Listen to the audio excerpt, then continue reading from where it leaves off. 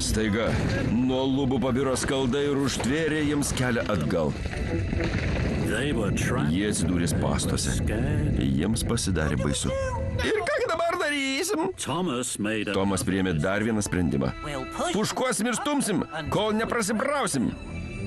Skrydis, Dūžis ir Ferdinandas susižvalgė. Mes neturime užtektinai tepalo.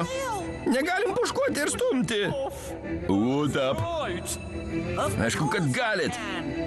1, 2, 3, dabar. Dūžis, Skrydis ir Ferdinandas narsiai sužvangino stumokliais.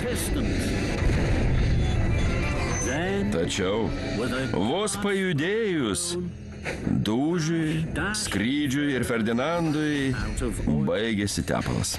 Jie nebegalėjo stumti, jie nebegalėjo puškuoti, jie įstrigo tunelyje ir niekas to nežinojo. Pelenai ir žarijos. Mano sprendimai buvo klaidingi. Nereikėjo važiuoti į tunelį.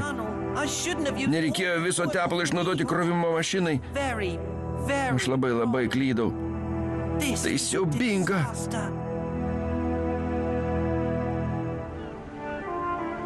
Brendamo prieplaukoje Persis liūdnai žiūrėjo į jūrą. Ar iš viršaus nematyti Tomo Krenki? Pažiūrėk. Krenki sugirgždėjo. Jam buvo gaila Persio. Vis dar nei ženklo. Privažiavo Soltis. Per tas ūkanas neįmanoma nieko įžiūrėti. Persio ratai suvirpėjo iš nerimo. Jis pukšėjo ir pupsėjo. Tomai, kur tu, Tomai? Tomai!